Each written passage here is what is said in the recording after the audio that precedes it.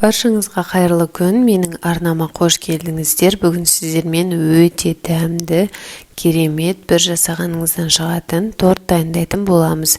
Ең алдымен ыдысқа жұмыртқамызды салып, үстінен сүтті құямыз және де қантты қосамыз. Жақсылап қант ерігенше араластырамыз.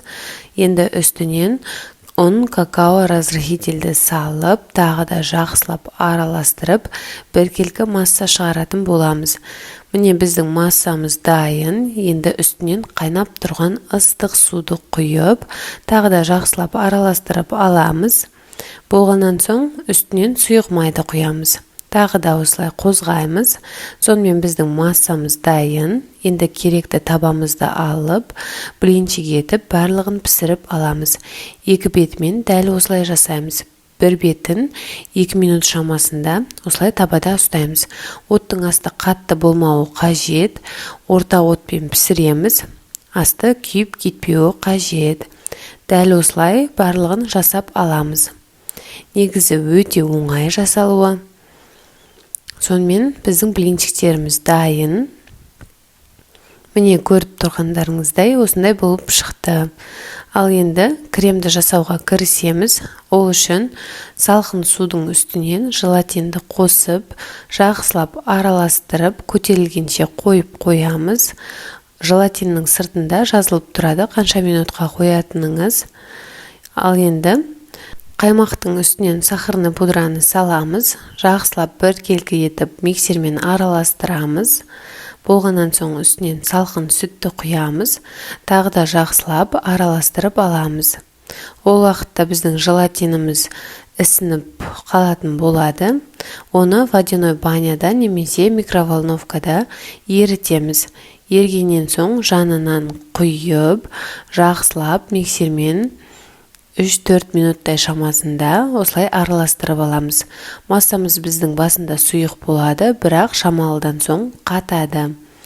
Осылай ішіне керекті заттарымызды, жидектерімізді қалауымызша кесіп дайындап аламыз және де керекті формамызды алып, енді тортымызды жинаймыз. Астына 2-3 блинчиктен қоямыз.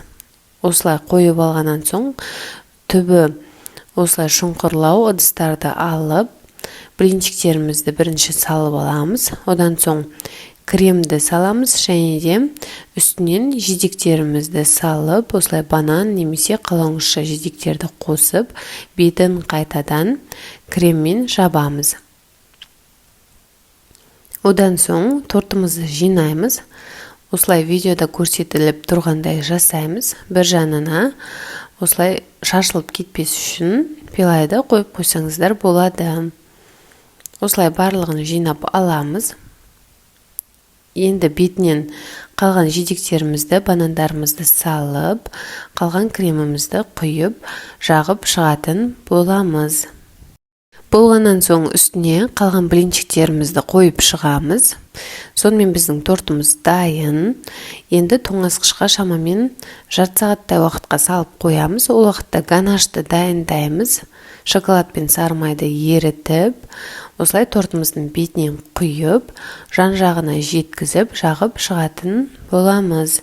Тағы да тоңазытқышқа шоколадымыз қатқанша шамалы уақытқа саламыз. Негізі шамамен 1-2 сағатта уақытқа салсаңыз, жақсы қататын болады. Міне біздің тортымыз дайын. Міндетті түрде жасап көріңіз, өте дәмді болып шығады. Бір жасағаннан соң міндетті түрде тағы да жасайтын боласыз. Егер де сізге видео рецепт ұнаса, менің каналыма тіркеліп, лайк басып, комментарий қалдыруды ұмытпаңыз. Сау саламатта болғайсыз. Ас болсын.